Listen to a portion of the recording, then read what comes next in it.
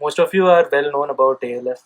Just for anyone new, ALF is an organization which looks for alternative lawyering and through the form of representing people from vulnerable communities in the court, as well as through critical research and any kind of pedagogy intervention in any social issues.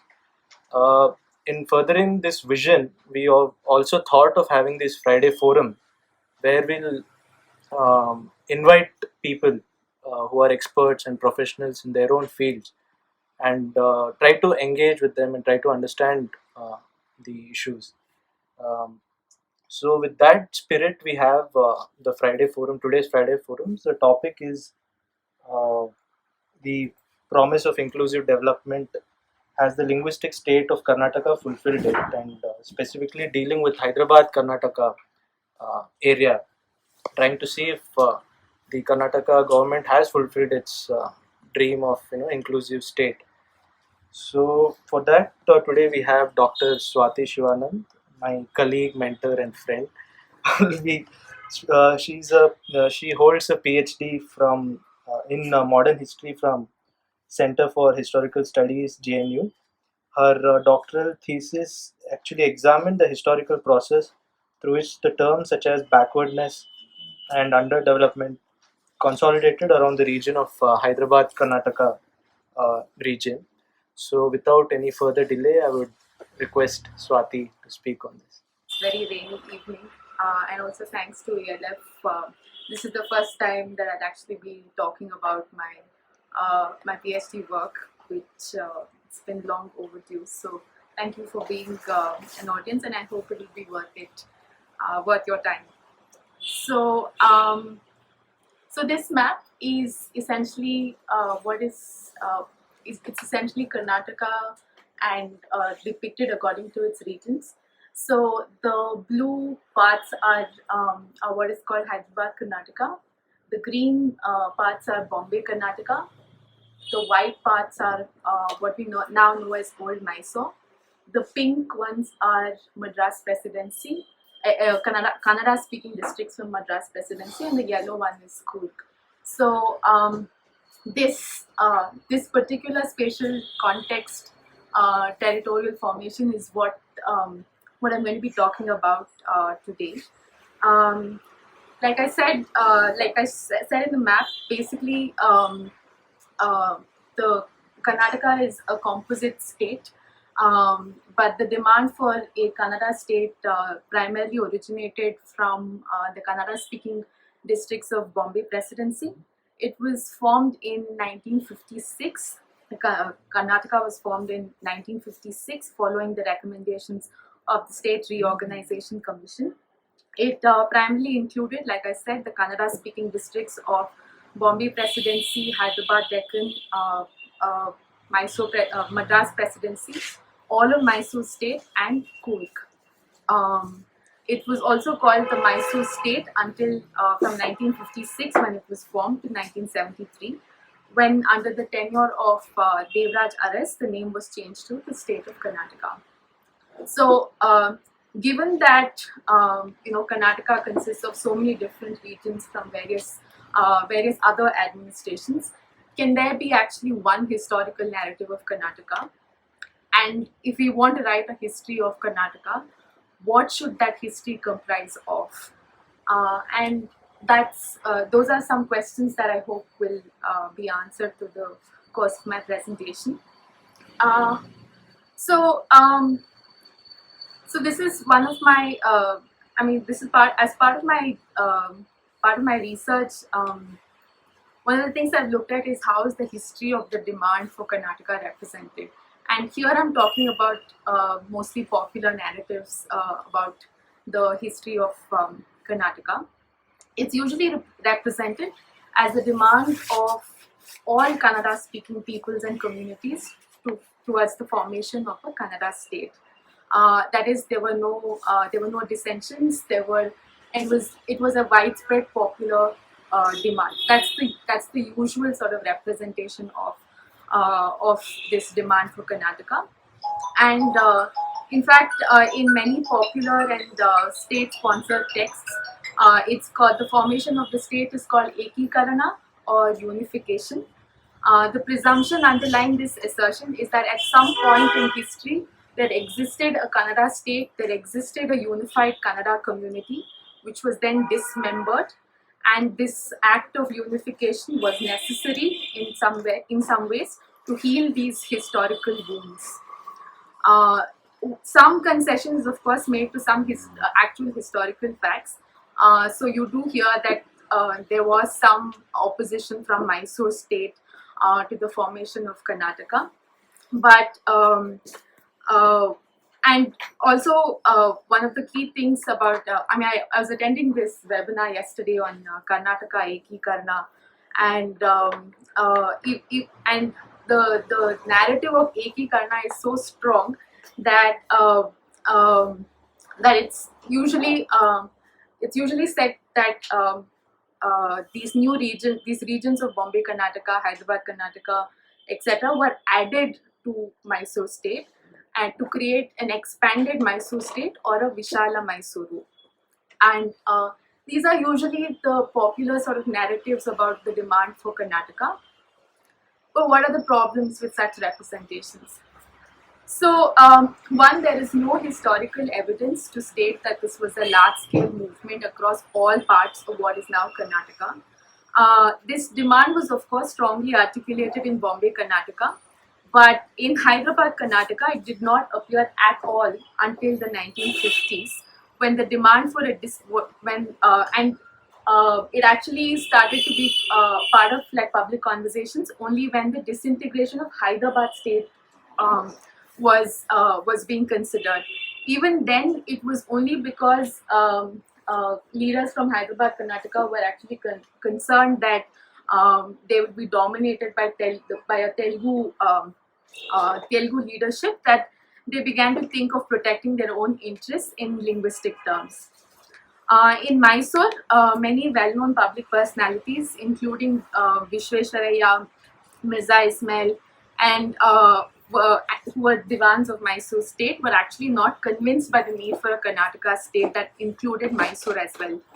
So they spoke about how many people opposed the formation of a Karnataka that included Mysore as well, by saying that it would destroy Mysore culture, it would destroy the progress and development that that Mysore had made, and so if all of these dissensions were part of the formation of Karnataka, were part of those historical moments of the formation of Karnataka, we need to actually ask then, why do these dissensions not form part of our common shared understanding of how Karnataka came to be?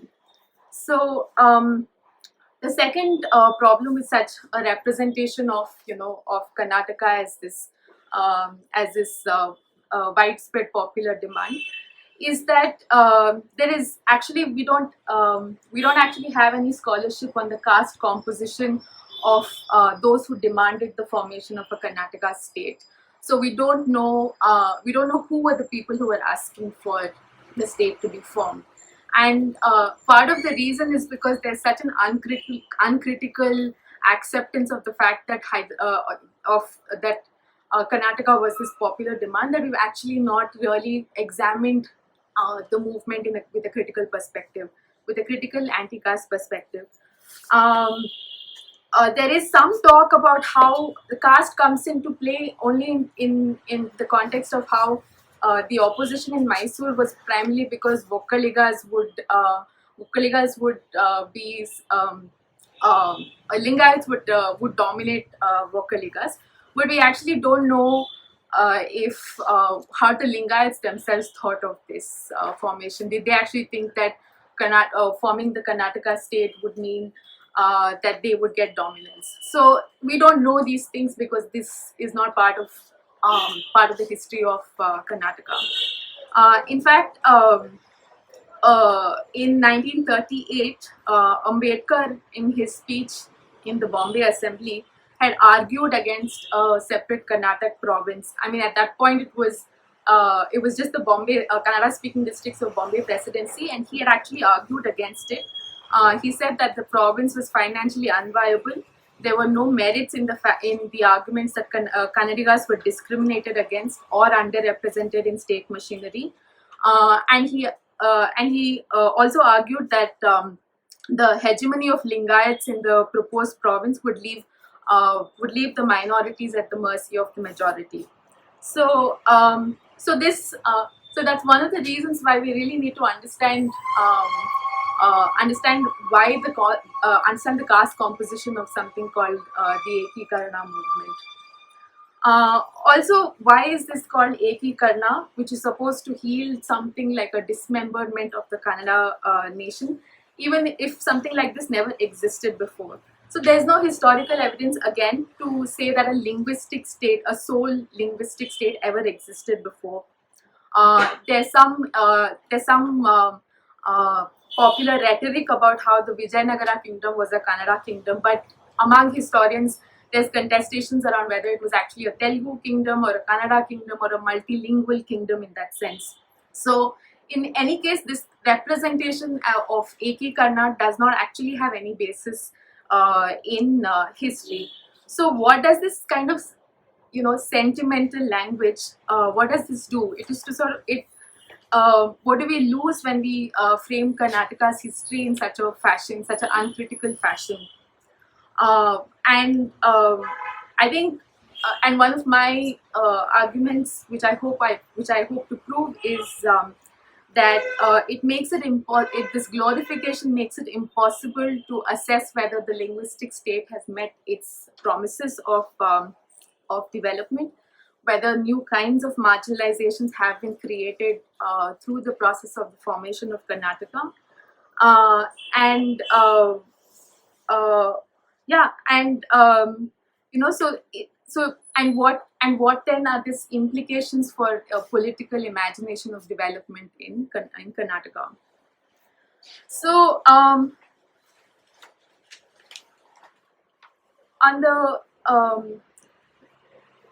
the history of a demand for Karnataka, like I said earlier, the idea of a separate Karnataka state originated in the Kannada-speaking provinces of Bombay Presidency. In fact, it started gaining more traction when the Indian National Congress accepted the linguistic principle as a basis for dividing its own committees, and in the 1920s. So the Bombay Pradesh Congress Committee was split, and the Karnataka Pradesh Congress Committee was formed, and that was one of the first sort of linguistic based political formations in the country at that point. So, but again, what did this separate Karnataka state? What were the boundaries of this state? It at that point in time, it included only Kannada-speaking districts from Bombay and Madras presidencies and Coorg. In fact, it was not considered necessary to have Mysore or Hyderabad Karnataka districts as part of this separate Karnataka state. And the demand for this initial version of Karnataka was focused primarily on the neglect of the region. That Kannada-speaking regions were located at the tail end of all these, of Madras, Bombay, etc., all these provinces, and therefore were neglected. And Mysore was used as an example to say that being under a single administration would help Kannada-speaking communities to make progress. Then the argument again for Karnataka was made also on the financial viability of the province. The area was considered to be geologically wealthy. It had very important minerals that could be exploited. It had great industrial potential, which had remained unutilized. So again, it was a financially viable province. So the reason I'm talking about about this demand for this for Karnataka is because we mostly thought about Karnataka, the formation of Karnataka, as an emotional and sentimental formation. That it was this, it was this great cultural demand that people felt the need to. But it was actually a very calculated calculated move with a lot of economic and geographical arguments about why the state was necessary. So we need to move beyond such sentimental assertions of why Karnataka was needed to actually understand historically how did this demand for Karnataka how this demand for Karnataka was actually articulated. Um, so this was up till about the period of the 1940s that the demand for a separate Karnataka province was being made. But by the from 1948 onwards, the there there's increasing sort of public discussions around making Mysore also this part of Karnataka, and and it is at this point that you see this. Until then, it was actually accepted that this Karnataka province was going to be a financially viable province. But when this argument for including Mysore in this Karnataka province began to be made, there was a very strong pushback from Mysore against this idea. So, and in the face of these arguments, this viability of the province of Karnataka began to crumble in the face of Mysore's opposition. So, one of the things that I want to talk about is this particular report. It's again a fact-finding committee report, which was published in 1953. Now, if you look at any sort of any sort of literature on Karnataka, this report is constantly used to argue that that all of these regions that became part of Karnataka, outside of Mysore, were actually underdeveloped and backward. But no one's actually critically looked at this report. What are the presumptions and arguments, presumptions about this, presumptions underlying this report and the arguments that it made? This report was this fact-finding committee report was headed. The committee was headed by M. Sheshadri, who I think was a Diwan of in Mysore, and in this report you actually see this Mysorean perspective emerging quite strongly. So the language of the report, for instance, talks about how Mysore will have to take on the burden of these new areas, and it examined infrastructural developments in these regions, Bombay, Karnataka, Hyderabad, Karnataka, against something called a Mysorean standard. So it examined, for instance, road networks, education, and public health, and said that, look, these regions are all so poorly equipped to deal with these very important things, and we'll have to spend so much money to bring them up to a Mysorean standard. But the report also actually spoke about how the per capita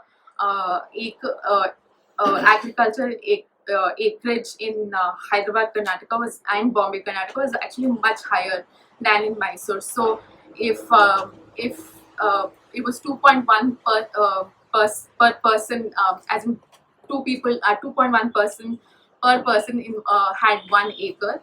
In Mysore, it was 0.9. So in fact, more people then owned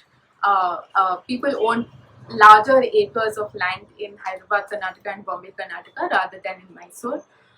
In fact, Hyderabad, Karnataka also had revenue surpluses at that point. But all of this was dismissed to say that we'll have to use all of this money that these regions are generating to improve the region. So really, we're not going to be getting much from including these areas. So that's so these arguments that were marshaled in this fact-finding report went into further sort of bolstering the idea that Mysore should not be part of Karnataka state. So in all of this, what happened was this shift. There was a shift in the discourse around the Karnataka province as a neglected but self-sufficient entity to a poor and underdeveloped one, and this was primarily because of the insistence of Mysore that Mysore was developed, and it was there, and they would have to take on this burden of bringing these areas up to the Mysorean standard. So the and of course, like, debates went on. There were many commissions formed to see whether these new linguistic provinces were viable, etc. And these debates within the Mysore state on linguistic reorganization were focused on some of these aspects. So on the principle of linguistic homogeneity, if you look at the debates in the Mysore Legislative Assembly, legislators argued if creating linguistically homogeneous areas would lead to something like a partition-like scenario where we form these linguistically homogeneous areas, and they wouldn't be able to like work with each other, or some others argued that that it would actually eliminate some kind of discord, because people would belong to one linguistic community, so maybe it would eliminate discord. Some others argued that linguistic provinces will actually help in developing the Indian nation, because then everyone can participate equally. Then there was a lot of debate on whether language was actually a uniting factor. So, so some legislators argued, do only Kannadigas feel an attachment to Mysore? What about Telugus and Tamils who've been staying in Mysore for long? And they also argued that that there were so many administrative differences between these areas, and to be brought under under one administration would actually be very difficult, and in this process Mysoreans will be suffering. And some others argued that those coming from other parts other parts that is outside of Mysore, they have temperaments, dialects, rituals, belief, and practices which were different from us.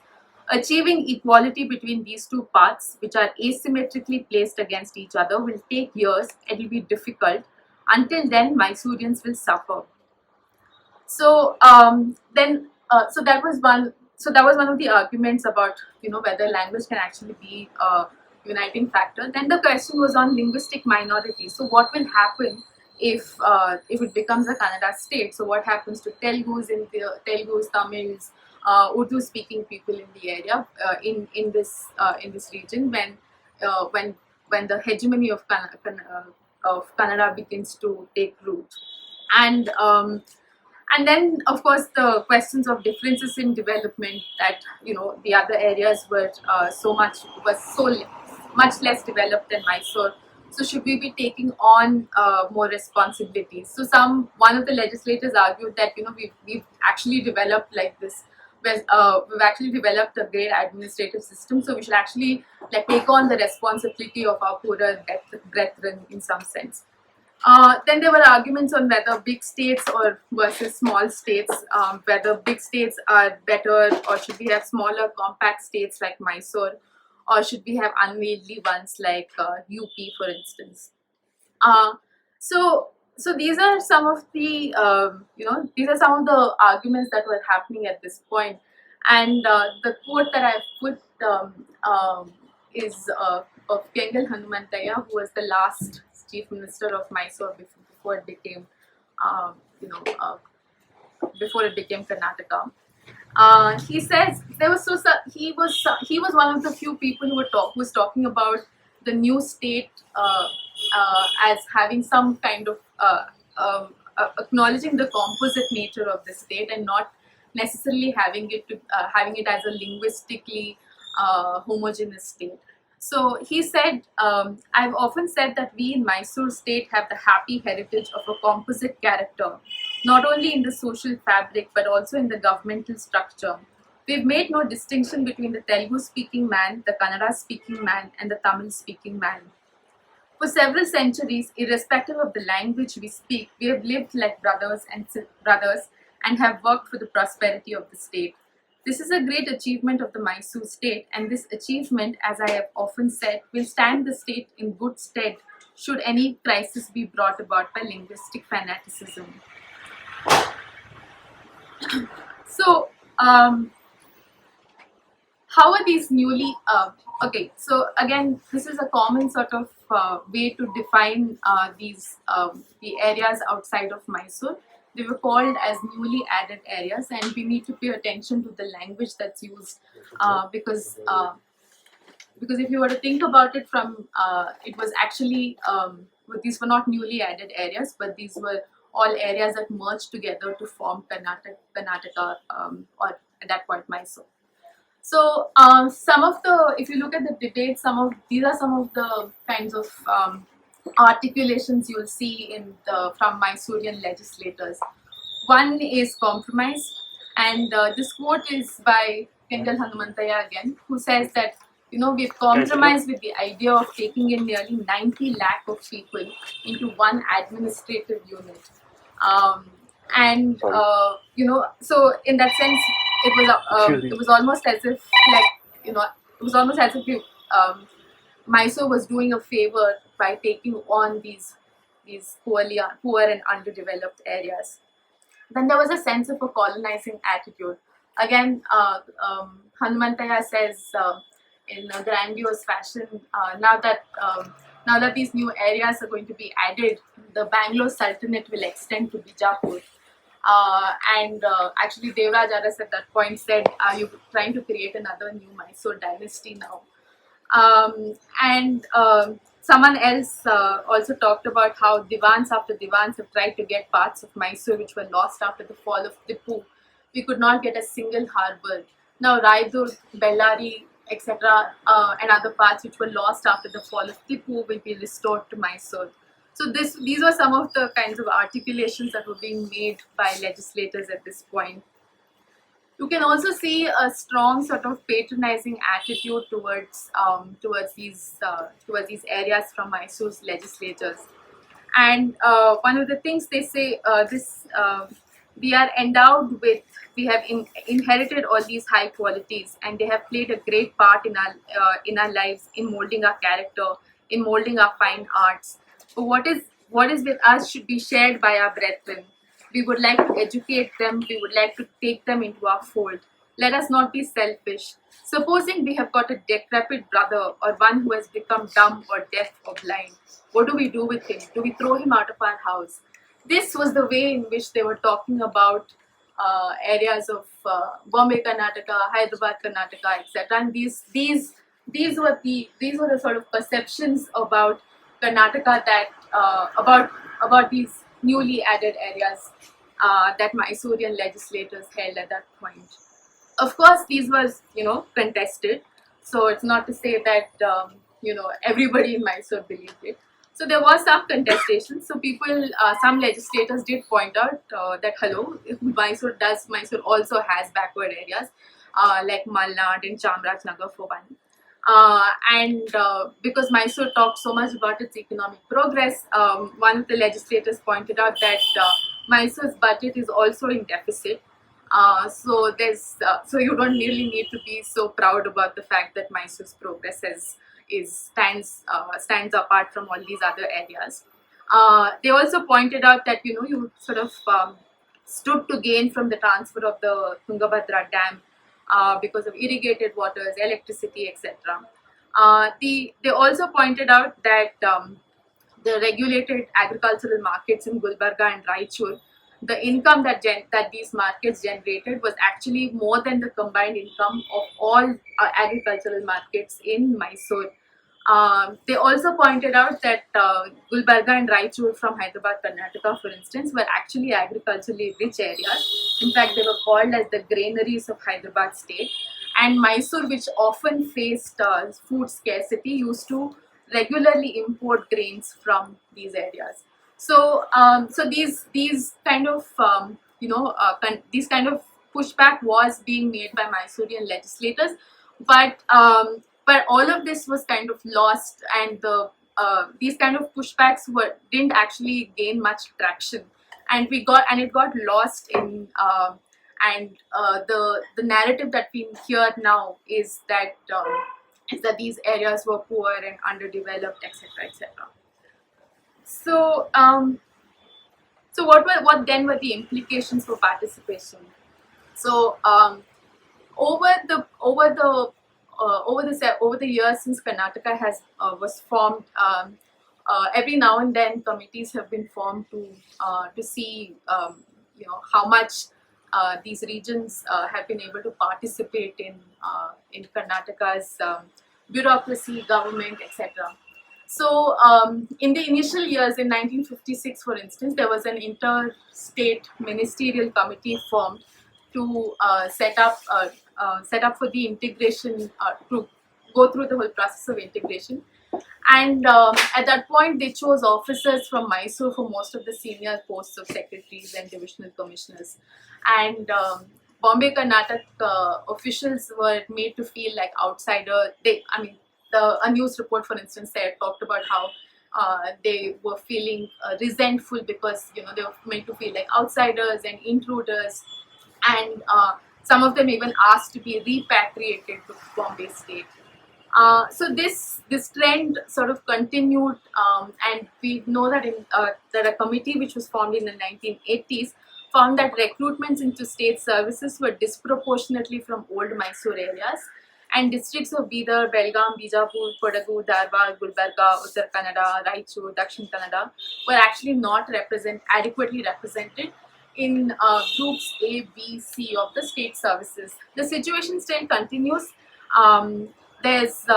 If you want to talk about Karnataka's development, everyone's going to refer to this particular report by the high-powered committee for redressal of regional imbalances, and most popularly known as Nanjundappa Committee report.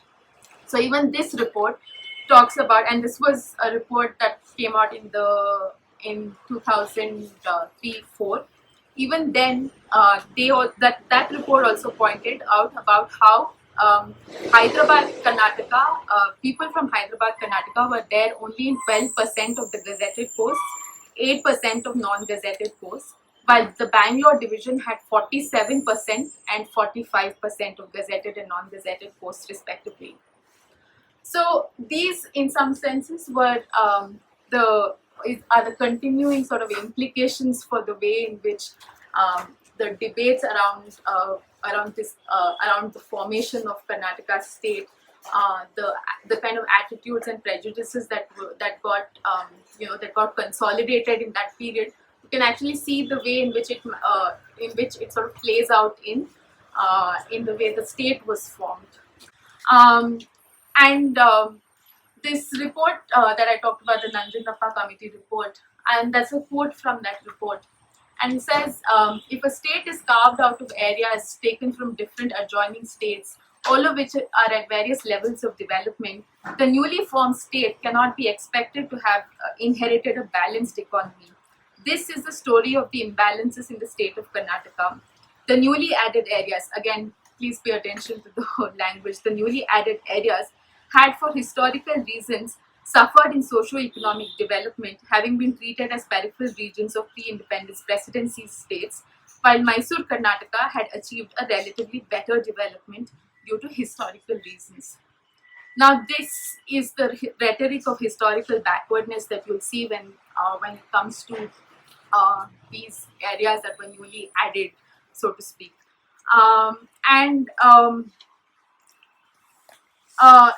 In particular, Hyderabad, Karnataka has been understood through this prism of historical backwardness. So, anytime you talk about the region and how it's backward, etc., you'll say that it was because it was part of the Nizam state of Hyderabad Deccan, and some really unsubstantiated things are often said about this region. And for instance, one scholar or policymaker talks about how the feudal nature of the Nizam state had killed the enterprising spirit of people. He advises people to own some responsibility as people from Hyderabad, Karnataka, should own some responsibility for not keeping a watch on public funds and how it's being spent. He said, "We have given them 2 chief ministers, and how much more do you want?" So these are the kinds of things that are, that are spoken about from primarily Mysore, from people located primarily in Mysore. Um, but this has become such a sort of common way of understanding the underdevelopment or the backwardness of Hyderabad, Karnataka, that you'll see this even from like scholars and policymakers in that region. So a bunch of people who've actually been pushing for a special status to be accorded to that region. They actually talked about how there was no welfare work undertaken by the Nizams, and unlike in the Maharajas of Mysore, who undertook great welfare reforms. So this constant comparison with the Maharajas of Mysore is often made. In fact, one of the foremost leaders from Hyderabad, Karnataka, Mallikarjun Kharge, also recently blamed the Nizams to say that the region is backward because it belonged to the Nizam state at some point. And all of these are in some senses excuses that sort of allow the post-independent linguistic state to sort of shirk off its own responsibilities towards these areas that were merged to form Karnataka. So, so how, for instance, was this? How now the other and the other part to this is that all of this comes at a cost of like a sustained analysis of the skewed policies of state governments. One of the major developments in the Hyderabad Karnataka region, as some of you might know, is that it was accorded a special status under Article 371J of the Indian Constitution in January 2013. One of the primary things about it is that people who are domiciled from the region get reservations in education and state employment. Now, and the Hyderabad Karnataka Region Development Board was also set up at this point, and this board is actually quite crucial because a lot of the funds for development of the region is routed through this. But if any of you paid attention, we know the board is almost non-functional. It does not have members. It does not have officers who can actually take this take initiatives for development in this region. And you can see it in the performance of the board. My data is a bit dated. It's up till 2019. But if you see the patterns of the ways in which the HKRDB has spent its money, you can see that the state government has released only 50 to 75% of the funds allocated to this board, and even of those funds that were released, the board has actually returned back 40 to 80% of the funds, because saying that we've not been able to spend the money. And this despite the fact that the overwhelming economic and human development indicators actually show that the region does suffer from various kinds of educational and social backwardness. So one needs to ask, why is this board not being able to spend any money? So part of my work also involves speaking to people in Hyderabad, Karnataka, about why do they think that this exists, and this pattern exists. And I mean that it's actually much more useful to listen from them. But one of the things that they talk about is the attitude of government employees and politicians, and they can tell you number of instances of how government employees think of this as a punishment posting. They prefer not to be transferred to the region, and if they have been transferred to the region, they find ways to come back and live and stay in Bangalore, citing some meetings here and there. So you can see that all kinds of public facilities are not are not functional. Like district hospitals don't have permanent nurses or permanent doctors, etc. So there are many ways. So all of this is in some sense attributed to the attitude of state officials and state politicians. Then if you also look at the kind of the kind of developmental works that the board actually takes up, it spends a lot of money building roads and bridges and buildings, and in fact it has it has spent about it came up with about 7,000 projects, which were around building, etc., and spent about 1,500 crores on these infrastructure projects. And if you look at how much it spent on the next item, that was education, it had only spent 282 crores. So that's the kind of there was so people, activists in the region, actually talk about how there's no deliberations on the nature of development that is necessary for the region, and that's primarily because no one's invested in the region. And one of the and I hope I've shown how this, we can think of attitudes and prejudices as something that are that are trivial, but in the case of these regions, these kinds of attitudes and prejudices have actually impacted the way the state functions, the way that the state reaches out to these areas. But there are also some other ways in which people are trying to think about their underdevelopment or backwardness. And so one is that we don't have a historical consciousness, they say. People talk about how their history, the region's histories are, you don't read them in Karnataka's textbooks.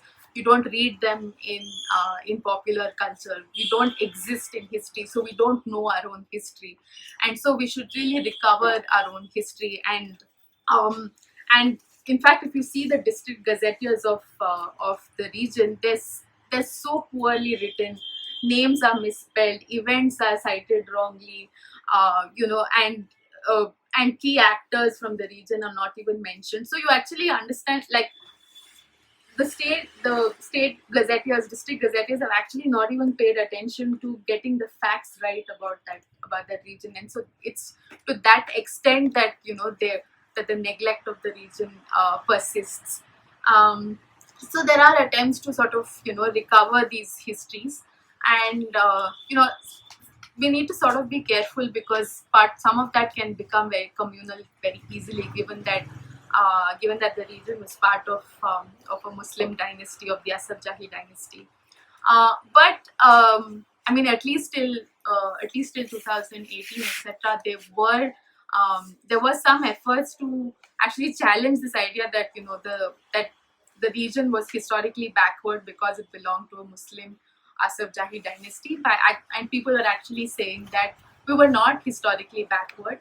In fact, the Nizam state was a developmental state, and it had invested a lot in water-related projects, in education infrastructure.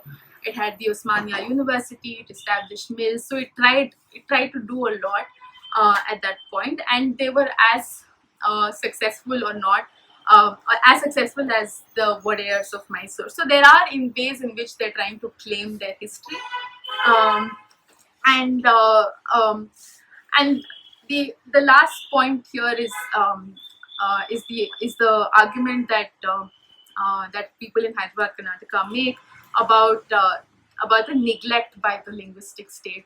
So they actually say, so one of the things that they say is that we've been we are backward and underdeveloped, and you can see that in all the development indicators, but that's not an inherent or intrinsic quality of us. It's not because of our history, but it is rather because we've not been able to participate in Karnataka state in full capacity. And in fact, that was one of the basis for this movement, for this Article 371J, which gives the region a special status. So, um, so when in the 1940s, when the State Reorganization Commission was touring different parts of Karnataka, and it was going to determine whether these districts should become part of a Karnataka state. Nijlingappa wrote a letter, a public letter. Nijlingappa was one of the former chief ministers of Karnataka, and he was one of the people who was pushing for the formation of Karnataka state. So he wrote a letter, and this is an excerpt from that letter. He says Hyderabad Karnataka areas, so far as agriculture is concerned, are not so backward. The areas being rich, irrigation projects, if undertaken, would mean a definite advantage to the entire state. The whole of Hyderabad, except the Hyderabad city, is totally backward industrially, and therefore it is but necessary that its natural resources and human potential should be fully utilized to make Hyderabad Karnataka areas progressive and contented. When I express the sentiment towards Hyderabad Karnataka areas, I do so with full responsibility, and I can assure you that this is the feeling of a large enlightened section in other Kannada areas. The Hyderabad Kannadigas need entertain no anxiety about their interests not being looked after. So this was the promise that that one of the foremost leaders of Karnataka made to Hyderabad Kannadigas at that point. But we need to think about it now to see if this promise was fulfilled. And I think one of the ways forward for us is to acknowledge that there exists marginalization, deliberate marginalization of regions, and that's on the basis of attitudes and prejudices that date back to the time that Karnataka was being debated, and that Karnataka's history is not a succession of dynasties which end with the Vodeyas and being replaced by the Indian Union. But Karnataka's history includes the histories of Bombay Presidency, includes histories of the Asaf Jahi dynasty, includes histories of Coorg and Madras Presidency. And you need to be able to understand those regions. You need to go back. You need to pay attention to these different histories, and one of the things that are sorely needed in scholarship on Karnataka, at least, are critical histories of various regions and movements, particularly that of state reorganization or something called Ekikarna. And we need to move beyond these sentiments of Karnataka to actually like look at it more objectively, more historically, as to why Karnataka is the way it is. Thank you.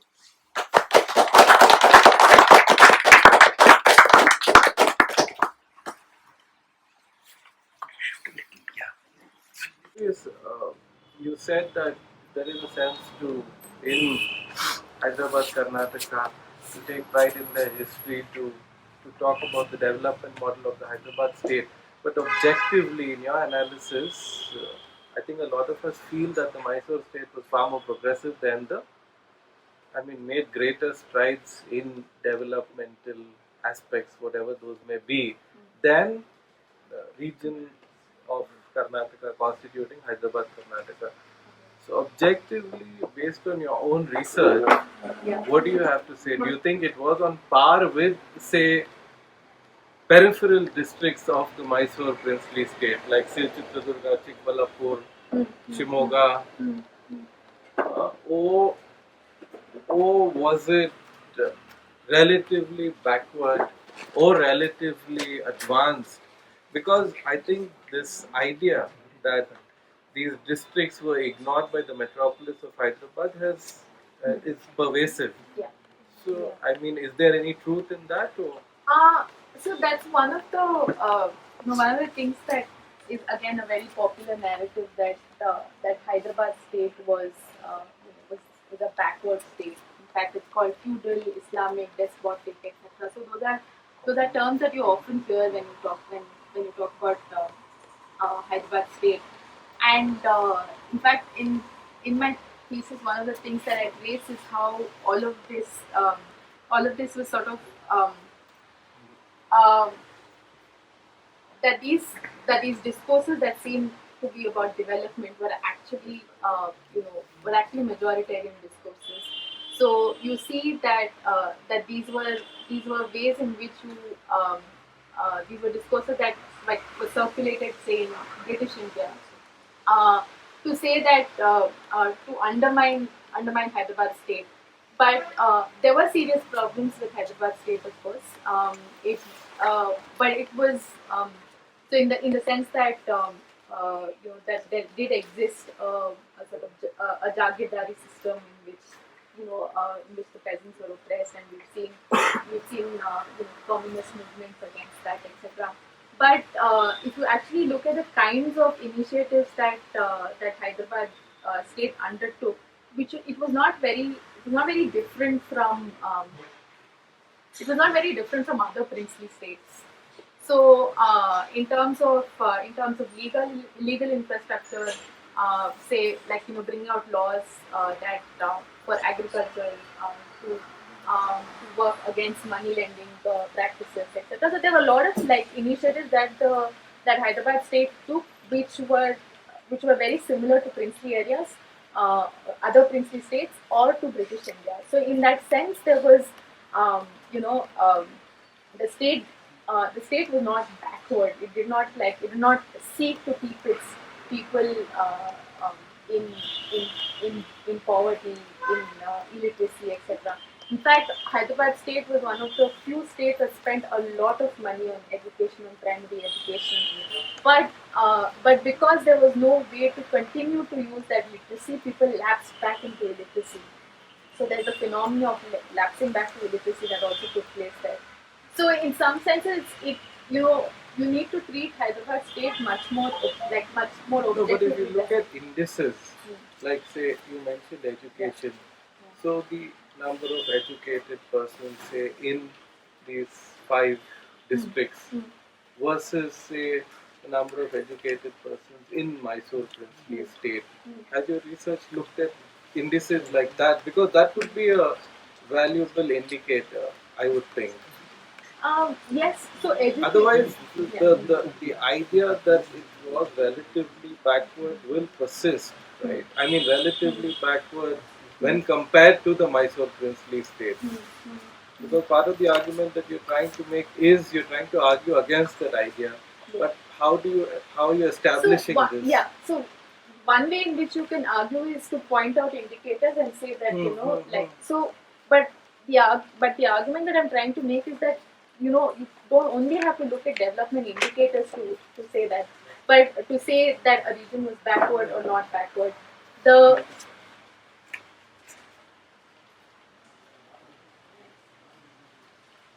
that But rather that there are many other things that go into creating a region as backward or underdeveloped. Of course, there's no contesting the fact that even now the regions were educationally backward, are low on human development indicators.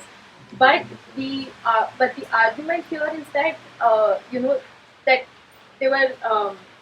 There were, of course, at that point in time, varying developmental indicators. So yes, educationally and socially it was backward, but uh, there were other ways in which the region was. Like for example, in agricultural. Mysore we had like the Miller Committee, and Yeah. what it did for caste, perhaps. Hmm. I don't think something similar would have taken place in the Hyderabad. No. In fact, actually, that's one of the common misconceptions about Yeah. Hyderabad state. It was as bureaucratically adept as Mysore state. So you did have many education committee reports. There was a lot of significant investment in primary education.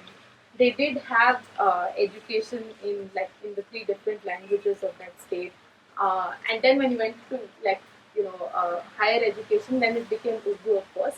But there was a lot of investment. So that's the kind of you know misconceptions about Hyderabad state, that bureaucratically it was an inadept state, it was a backward state, and so it didn't invest in development. In fact, if you look at the literature that the Hyderabad state itself produces, it sees itself as a development state, as at par with the model states of Mysore and Baroda, etc. means the Hyderabad state to include all the Karnataka and Hyderabad, Yeah, Karnataka. yeah. So states also. Gulbarga, Bidar, Raichur, Yadgir, Koppal. Question. At the outset, I must say that the talk was very enriching and informative. But I noticed that much emphasis has been laid on the Hyderabad Karnataka region. If you could shed some light on the Bombay Karnataka region, especially in the context of Belgaum, I think that would be great. I actually would ask others to contribute here because my thesis was on Hyderabad, Karnataka. So I'll be able to talk about Karnataka and how from the perspective of Hyderabad, Karnataka. So not so much from Bombay, Karnataka. So this notion of Karnataka as an idea, are you saying that happened as part of the language-based reorganization? Till then, there was no notion of. So the idea of Karnataka was again came from Bombay, Karnataka, but it was not linguistic oriented. Like they wanted it to be a linguistic province, but the idea was that you'd be able to develop Kannada's community will be able to develop under one administration in which in which people can access the state through the language, through Kannada. Till then, there was no. So language idea. and development were intrinsically connected to each other. So it was not that it was not just a sentimental demand that we were dismembered and so that's why we want to come back together and all that. It was articulated as a developmental need. And now when you talk about Karnataka, you talk about it mostly as this sentimental demand for. So then the term Karnataka came out of this process only. Till then, that word also was not there. Yeah, the it's like that region is called the Carnatic region, Karnataka region. So that's where the term comes from. Okay, so it's not so much the language when you say Karnataka.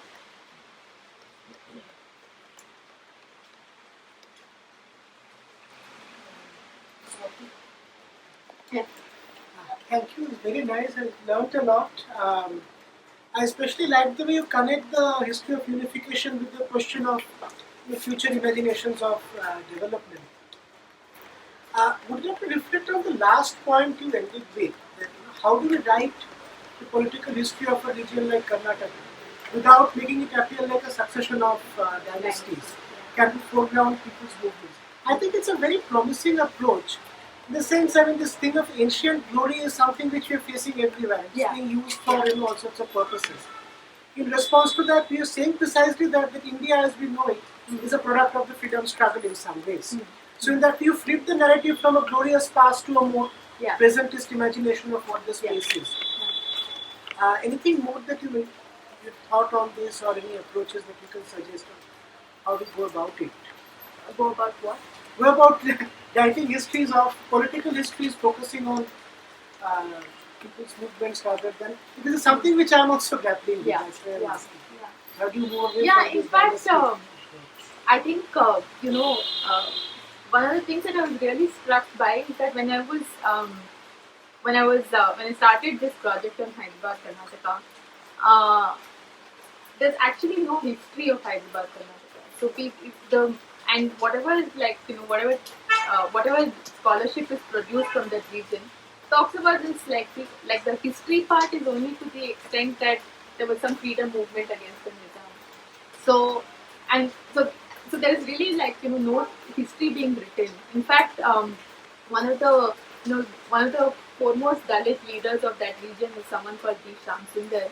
And if you read the kind of things that he has written about and his articulations about the region, about this linguistic reorganization and how the way in which these territories were reorganized are only going to allow majority communities to dominate, and he had very different notions of how territorial reorganization should be undertaken, so that minority communities also get also become majorities in a way to be able to participate. So there are all of these, and I mean, in some senses, his intellectual articulations are no less than Ambedkar. But if you actually think about Karnataka's history, this person, like no one in Mysore, Karnataka, actually knows about him. And so it's really important to then see, but there is some recovery of this person of Shamsundar through regional university scholars. So I think in some senses it is important to you know to to talk about these kinds of movements, and the DSS for instance started in Hyderabad, Karnataka, and had a very strong sort of presence at that point. And preceding this DSS was Shamsundar's Bhim Sena. And we only know Bhim Sena from UP, but there was actually a Bhim army of sorts that Shamsundar himself had conceived, and there were several people who were part of that Bhim Sena, and people like Mallikarjun Kharge, etc., actually were in some sense followers of Shamsundar. So these are all histories that get kind of lost because we are so focused on glorifying the Kannada nation, and we don't like. I mean, a lot. There is of course a lot of sentiment attached to the idea of Karnataka, and not to dismiss that, but you don't have to love Karnataka only because it had a glorious past. You can love Karnataka for whatever else also, for what it is now, for what it can be, for what potential it holds.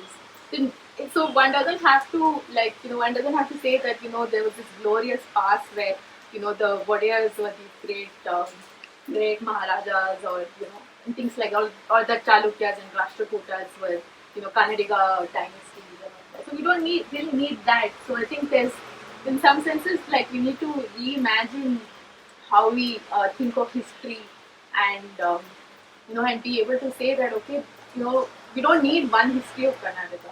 We don't need a history of Karnataka. We need history of the regions that comprise Karnataka. Histories of Karnataka. Yeah. Yeah. The Hyderabad, the Nizam state, on reorganization, got split up between Andhra, I guess Tamil Nadu, and Karnataka.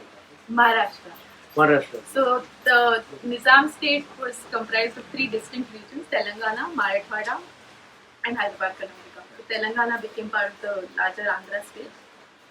Marathwada then became part of Bombay state, and then Maharashtra.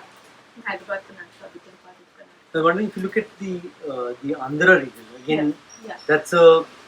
it proves your thesis in some ways, right? Where you're saying that your unification was in the basis of language. Yeah. And Telangana movement in a sense showed that that language is not a basis for unity anymore. Yeah. And I was wondering whether that split up also went along the same lines you're referring to, which is between the Madras presidency of that point in time and the Nizam regions. The Telangana was the Nizam region, and the Madras presidency was coastal Andhra, current region of Andhra Pradesh. So that split happened. Yeah. So in a sense, it's a chronicle of something foretold, right? Yeah. Of a story foretold. What happened in Andhra Yeah. could very well happen in Karnataka. The same kind of Yeah. In fact, recently, I think when Kumaraswamy was the chief minister, there were at some point there were some dissensions, and people from Bombay, Karnataka, Hyderabad, Karnataka were actually saying that maybe we need a different state. And of course, Kumaraswamy, as all Mysore leaders, was very dismissive of it and said that you won't be able to survive on your own as a separate state. But interestingly, at that point, people from Hyderabad, Karnataka were saying that we don't know if we want to be part of Bombay, Karnataka, because the dynamics there are very different from ours, and we will again be dominated by Lingayat leaders from Hyderabad, from Bombay, Karnataka. So, in that sense,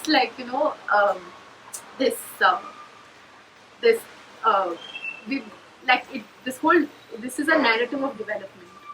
This is a history of development which kind of gets mystified because we think of it in terms of sentiments and language and all of that. So what was when this Nizam's presidency was split up into three? What was the reaction of people there like?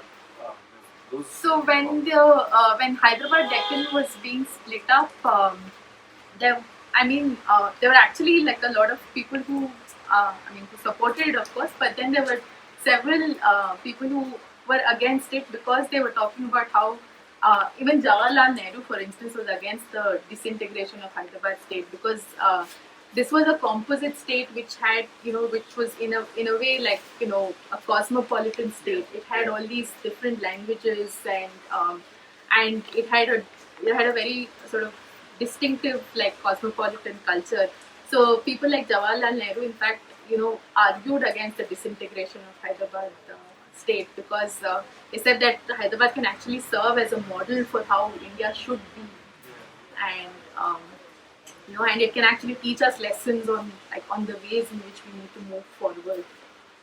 So yeah, but then there were just but this whole like there was such a great sentiment against sentiment in favor of like linguistic consolidations that and that it kind of like the momentum sort of gave way and had to happen. One thing is also there were, because if the Hyderabad state would have remained, it would have been like the Nizam presidency continuing. So it would have also been like a, Yeah. like I don't know, because it would have been like a, I don't know if it would be a Muslim majority state or like, but with a No. significant Muslim population. So that was one of the things that the Hyderabad state was a Hindu majority state ruled by a Muslim minority ruler. So, one of the things, popular things at that point was that if you let Hyderabad remain, and Hyderabad did not accede to India in 1947, right? So if you let the state remain, then you'll allow for there are possibilities for Muslim communal elements to gather together and again like create some kind of disruptions against the Indian Union. But interestingly at that point there were people from say the Arya Samaj or the Hindu Mahasabha who actually said let's keep Hyderabad the way it is. You can't say that just because it has like, so it was called an artificial state because it had like 3-4 different like linguistic speaking communities. But people were like, if that's the case, then every other state, every other province is a multilingual province. So and India itself is a multilingual province. So are you saying that India is like, an artificial union? So you can't have a linguistically homogeneous thing. So we should keep Hyderabad because we have our own kind of culture and all of those things. So there was like a strong sort of sentiment against the disintegration of Hyderabad, but the momentum sort of developed in a different way with the formation of Andhra state and all of There's another interesting part of history to this. I don't remember where I read it, but I think the Nizam of Hyderabad had actually expressed interest in joining Pakistan and he wanted to hold a plebiscite in Hyderabad. And I think it was opposed by Patel and Nehru because they were, no, it was not opposed, actually it was favored because they were sure that because in a Hindu majority state it would go against the Nizam. And they opposed it in Kashmir because they were very sure it would go against the state of India. So, So I actually the Nizam took a public stand to remain neutral between both India and Pakistan. He did continue to have conversations with Jinnah, etc. So there was, and I think there was some and Nizam was one of the richest sort of rulers. So I think he also gave some money to Pakistan, but a public stand was that we're not going to align either with India or Pakistan. And at that point, it was a very real possibility. So now, in retrospect, you think about it and say, "Oh man, that man was anti-national," But he was not, because at that point it was actually possible because when the British left, they gave the princely states an option to remain outside of both of these nations. So that the political climate there at that point actually allowed for something like a neutral position to be undertaken. But maybe privately he did have conversations with Jinnah, etc. But publicly he actually wanted to remain as an independent state while giving over control of say defense and and a couple of other things to the Indian Union. He wanted to remain an autonomous unit. but again that was not possible because it was like a fully inland thing. So he didn't have access to ports, and so he attempted to buy a port in Pondicherry and all of that, but none of that materialized, of course. Primarily because there was such a such great adverse publicity against the Hyderabad state from Indian National Congress, from Arya Samaj, Hindu Mahasabha, etc. All of whom were very worked in a very systematic fashion to create this impression that there was a law and order breakdown. So in fact, when you're writing about the history of Hyderabad, Karnataka, people don't actually you will often hear that that the Razakars, who are the private sort of militia army of that they killed a lot of people, and there was such massacre, there was a law and order breakdown, and so the Indian Union Army had to enter. Uh, but uh, uh, there was a Pandit Sundarlal committee report which Jawaharlal Nehru had initiated. So the committee actually found that the reports of Razakar violence were actually quite exaggerated. And I mean, they did exist, but they were not anywhere near the extent that there was such a large law and order breakdown. In fact, after the police action against Hyderabad, at least about the committee estimated about 27 to 40,000 Muslims were killed, and and no 27,000 to 40,000 people were killed, but Muslim economic life in Osmanabad, Nanded, Gulbarga, and Bidar were completely decimated. But these are like nobody will talk about. Nobody will. Everyone will stop with Razakar violence, but nobody will talk about post-police action violence, which went on for several months. So, and that's the part of the history of Karnataka in a way. So, at that point, if Muslim economic life was completely demolished, what happened? Like, who are the people who gained from it? There's no way. I mean, nobody's actually done any work on trying to see what the economic consequences of that violence was. And these are these are histories of violence that went into the formation of Indian nation also. And because partition violence is always concentrated around Punjab and Bengal, you don't actually see that like this huge sort of massacre took place um, where we live. Was there any movement which challenged this integration to the Karnataka, in Hyderabad, Karnataka? No, actually, I mean, I haven't seen any evidence of a very strong, integration, like pro-integration or anti-integration. It just like people were thinking about it, saying, yeah, okay, now Hyderabad state is going to be disintegrated. Where are we going to go? So, and the obvious choice was to join with Kannada speaking provinces. So it was really just as sort of simple as that. I find it unfortunate that I could not have sat from the beginning of this informative session. But coming to my question, do you feel that the Hyderabad Karnataka region has been a scapegoat or a victim of a clash of civilization between the Wadiyars and the Asif Jahis? No, actually, like Mysore doesn't actually figure in the Hyderabadi or Hyderabad Karnataka's imagination at all. So they didn't have any relationship, any sentimental, emotional relationship at all with the Wadiyars. In fact, when Karnataka state was being discussed, the proposal was to make the Mysore king as the governor. And people from Hyderabad, Karnataka said, no, we don't want a Mysore king as a governor. We just like threw off the Nizam's dynasty. We don't want to accept some Mysore king's dynasty. And in fact, that was one of the strong kind of opposition from Hyderabad, Karnataka against Mysore king as governor. But but again, that was sort of sidelined, and the Mysore king became the governor.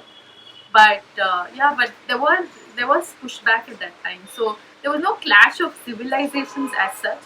But I think in the way that it sort of panned out, there has been a Mysorean dominance or hegemony over administration of Karnataka, over how Karnataka has to be imagined and how and the developmental processes in it. And we need to acknowledge that this has resulted in different kinds of marginalizations. So if I have to paraphrase it, you are saying that the Mysore angle wasn't looked much into the Hyderabad Karnataka region during that time. Yeah. So wasn't there any sentimental persistence from the Hyderabad Karnataka region stating that just because Mysore represents the Kannada language in whole, didn't they share that sort of sentiments with them? That Mysore was a Kannada state. Yeah. No, I haven't come across anything like that yet. Because I have a follow up, because I just wanted to clear that. Yeah. So my follow up to that is, so we have this imposition of Kannada across various levels of education in the state. Do you think that is going to have any such adverse effect on the region that we are talking about right now, in terms of the linguistic minorities that might be residing in the region right now? Yeah. I don't think I'm well placed to answer that question, because one would then have to look at the kinds of mediums of instructions in these areas, and if they do have, say, Urdu schools, Telugu schools, or Marathi schools. But some of the evidence that I've come across in Mysore state itself, when the legislators were sort of discussing whether we should have one language province. In Mysore, Mysore itself was a multilingual state in that sense. So they were actually quite apprehensive that what will the state continue to invest in Tamil schools, Telugu schools. And one of the legislators was like, see, we're not opening any Tamil or Telugu schools anymore, and what is going to happen to what's going to happen to our the people who've been residing in Mysore if this is going to suddenly become suddenly going to refashion itself into a Kannada state. So the question of linguistic minorities again is something that gets lost in this celebration of Karnataka state as a Kannada state. No, because I asked this because there's a lot. So I think the state's understanding is that Kannada is the supreme language of the state. So everyone needs to learn Kannada. But again, there are so many linguistic minorities. We see there are Tulu speakers in the coastal sides. We see the Marathi speakers on the Belgaum side. And as you have said, so I was just wondering if this could have any effect on that. Even within Kannada, there are dialects. Right. Right? So like Hyderabad Karnataka dialect, for instance, if you speak to any Mysore Karnataka people, they will say that it's it's a very rough dialect. Right. And so you judge people and communities on the basis of dialects within Kannada itself. So there's a certain dialect of Kannada that is considered to be culturally, cultural, superior, etc. And again, so you also then then you need to see if that and people from Hyderabad, Karnataka have often spoken about how we have we're made to feel inferior because our Kannada is considered to be rough. So there's that kind of hegemony. Apart from linguistic minorities, even within Kannada speaking communities, there are different dialects, and what is considered inferior, superior is also a matter of to think about. Thanks a lot for Yeah. But no, I mean, just because you brought up this, I mean, you've been talking about this linguistic principle so much. The interesting thing is that at the same time that this is going on in the Constituent Assembly, and when they're talking about language, one of the big things that happens is a refusal to accept that Urdu can be the language of Muslims, that Urdu can be considered a mother tongue. So there's a guy called something Lahiri, who's from Bihar, who talks about how his children can't get educated in maths in Urdu, and says because they keep saying that Hindi is the language of Bihar, and all the Congressites are immediately up in opposition, saying how can you say that Urdu is the language. Hindi is the mother tongue, whether you're Muslim or Hindu, and there is this complete blanket refusal to acknowledge the possibility that Urdu can be a mother tongue because Urdu has links with Muslims, and therefore it's again going back to the religious polarization. This thing. So that understanding of what is linguistic, what is the principle of linguistic unification, also has all these other territorial politics that come into it.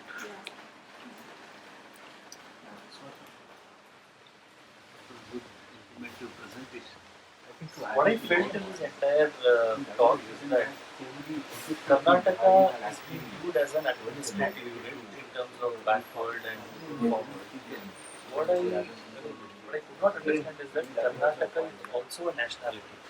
There is an aspiration for the people to unite across. So how do we, India, when we talk about that India is an indivisible unit, union of divisible units. So we can easily divide states irrespective of their cultural language unity. So when you're talking about Hyderabad region being as a general majority perspective as a backward region, and how do we overcome those aspirations? But you haven't looked in terms of those nationality aspiration of being part of the whole of Karnataka. Actually, I mean, the reason I do understand that that there was an aspiration to be part of like a Kannada state at some point, but uh, but the way in which popularly or in public discourse, we talk only about aspiration. We only talk about that people felt this massive sentiment to join a Kannada nation. I'm asking the question that who are these people? Okay, should we be seeing the caste composition of people who asked for the linguistic state to be formed? Should we be asking to look at at what that content of that aspiration was? The aspiration, you think of aspiration only as devoid of any sort of calculations around development. I'm trying I'm trying to say during the presentation. I was trying to say that actually it was a very specific development oriented demand. And in Bombay, Karnataka in particular, it was because they felt that they were underrepresented in state machinery, and and and because there was a Marathi dominance of over Kannadigas, that we were actually losing our our language, our culture, etc. Because we didn't have any there was no need to learn Kannada. So we were losing all of that. So there was some element of of sentiments associated with it, but it was also a developmental demand. Usually a nationality question is not a working class question. It's always Yeah. a bourgeois Yeah. question of forming a Yeah. state. Yeah. What I felt is, Karnatika's never had that aspirations when compared to formation of Andhra Pradesh when Purti Sriramulu fasted and died. And in Tamil Nadu again, despite being a Madras presidency, it remained as a Madras state until 1963 until the end. Yeah. So there was a, the culturally they felt that we need to have a separate. But I felt Kannadigas as a That whole. I agree with you, but then we need to ask why is it why is it called Karnataka Ekikarna? And when people talk about it, they say Karnataka Ekikarna. Itihasa by Gopal Rao, for instance, that book is one of the most popular ways in which you're understanding states reorganization. Why is it then so popular? Who is going to benefit from from characterizing it as as a nationality question, and who are the ones who are losing from this? And like I said, Ambedkar also was against the formation of a Karnataka province because he thought that the Lingayats are going to rule over minorities. So you're right that there actually, but if there was no nationality question around Kannada, why are we, why is the popular imagination sort of filled with this? post-formation kind of legitimization. In a Yeah. way, how do you justify your existence? Yeah. In I that mean, sense, every year it becomes bigger and grander, and the memory. in that sense, it mirrors the way in which India's like post-facto formation of India in history. So, But to That follow, would be a thought that I had was the time when there was a small demand at least from the Hyderabad Karnataka region for their own separate state. It was I think 2004 and 5. Mm. if I'm not. And within 10 years we see that articulation has changed to 371. mm. So how did that happen and how what changed that articulation? So, I don't know about this 2003-4 that you're talking about this, but there have been That like I was reading something from that. I think that time when there was a small such event, I think Motsnar and that time actually supported that cause and that created. actually recently also when Kumaraswamy was the chief minister, there was a separate call for a separate North Karnataka state, which included Bombay and Hyderabad, Karnataka. But again, so for a while, so for a couple of days, this demand was there. But soon you heard like leaders from those regions only saying, no, we don't want a separate North Karnataka state, and we're okay. So there's such a strong there's such a strong sentiment attached towards this Karnataka state and how we should not how we should not separate from it, that that like questions of development and underdevelopment etc. get lost because you want to maintain the integrity of this Kannada nation. So that is that's one aspect to it, that that there's no space to articulate this question of development as such, because development through this idea of not like a separate state,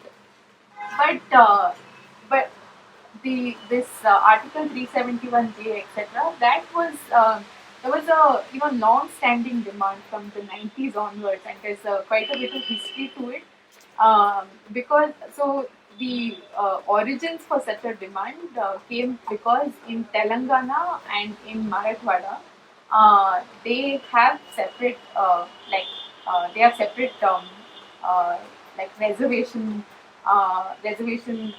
for people from these two regions, because in Hyderabad state they had something called the Mulki rules. The Mulki rules were primarily to give preference to Mulkis. Mulkis are like residents of Hyderabad, and to protect their interests against non-Mulkis who were coming in from say UP, Aligarh, etc. to join the bureaucracy.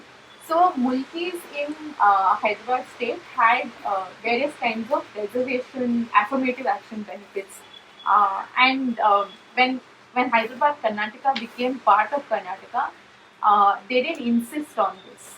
So they lost out on those reservation aspects that they could have had when they formed Karnataka, when they joined Karnataka, but which people from Telangana and Marathwada got, and Hyderabad Karnataka didn't get. So in the 90s onwards, when they started to recover this history, they insisted on reservations, saying that we did have reservations. This was part of our our history. So you have to give us thing. And they also claimed backwardness. They said that we have been neglected by the Karnataka state. So, and yes, we are backward. So yes, we deserve reservation. So in that sense, they claimed a backwardness. They claimed an underdevelopment.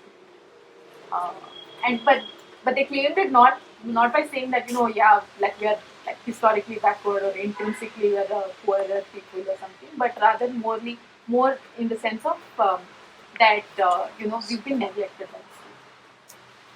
And that's one of the things that we need to keep in mind, that people or regions don't just become backward. They don't stay backward, but that they're actively, deliberately kept backward because of neglect. And we need to pay attention to neglect much more seriously than we do now. I don't know the Kasargod case clearly, but it's I mean the sort of like broader perspective is that the SRC tried to follow linguistic homogeneity principle, but uh, you know but it was much more pragmatic in the sense of um, also taking into consideration the development kind of needs of each of these areas. Any last questions you can get? ಇದು ಈ ವಿಚಾರವಾಗಿದೆ ನೀವು ನೋಡುವಂಥ scholarship how are scholarships in Kannada and English there is differences that we can see are they in tandem to Shashank sir. I was just asking if in the scholarship about the issue in English and in Kannada, are there different narratives or are there different arguments in the work? I don't know, we've talked about it, but there's not that much English scholarship on Karnataka and on the history of Karnataka at least. So I mean, one of the people who has sort of spoken about this question of of development and looking at development in this linguistic reorganization period is Janki Nair. She's one of the few people who has said that this whole this narrative of unification gave way to a much more sort of calculated logic of capitalist development from the 1950s to 1953 to 56. You'd actually see that shift happening in discourse. But personally, the kind of Kannada scholarship I have seen, I find that to be, I have not found, I've not found critical scholarship around the linguistic reorganization. So most of them continue to sort of dwell on on the glorification sort of narrative. But there's one remarkable book that I've come across about Hyderabad, Karnataka is by Amresh Nudagonu. ಅವರು ಹೈದರಾಬಾದ್ ಕರ್ನಾಟಕದ ಹಾಡು ಪಾಡುಗಳು ಅಂತ ಒಂದು book ಬರೆದಿದ್ದಾರೆ. ಅದರಲ್ಲಿ it's a deep history of that region in which he talks about he talks about like a vast, like a large span of history. So it starts from the ancient to the contemporary moment. But he takes a caste perspective. He takes a economic structural perspective and all that. So his is one of the few books that I have come across, which is absolutely fabulous. Adding to that question, would you be so kind enough in sharing some of the literary works that you've referred in your research work? Yeah. Would like to read up something? Yeah. Also in Karnataka there is another book written by Saket Rajan, Making History. So in 2 volumes. What is that? Making History. It's about, from the Marxist perspective, analyzes from the Iron Age, the evolution of Kannada nationalism. Okay. So this common Maoist is still in Korea. He's published these 2 books. One book is in our library. You have come across anything? Making History. Yesterday, because your talk was happening, I thought let me read up something. TRC or those types. Again, the same type of scholarship as a professor, not so very critical. So that is the reason why. Growth of Keri or the Matas, they started building schools and etc. That was at least some drive of literacy there, and also Christian missionaries. Why didn't that diffuse to say Hyderabad, Karnataka? In fact, in Hyderabad, Karnataka also there are a great number of educational institutions started by various private initiatives like the Mathas or Christian institutions. So there are it's there, but who accesses it and who are the kinds of. I'm talking about the OBCs or the working class community itself. like these Mata schools, like in Garas, they were everywhere, in even small places. But is it the same way in say Hyderabad, Karnataka? Now they even have a lot of engineering colleges in Hubli and so how is it then? Again, I don't know much about the educational history of that region, but I mean, like post-independent educational history of that region. Uh, but a lot of lot of the educational initiatives have been through trusts and through private initiatives.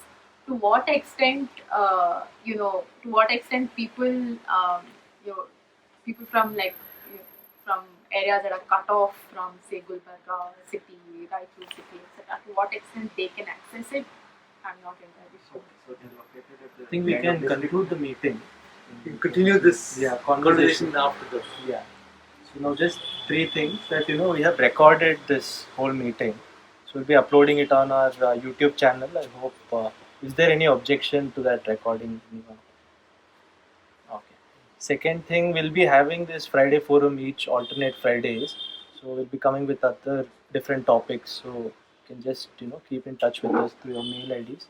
So if anyone has not given, so then third thing is that we washed our own cups. So there's a kitchen there. So please wash your own vessels then. Thank you very much, Swati. Thank you all for coming.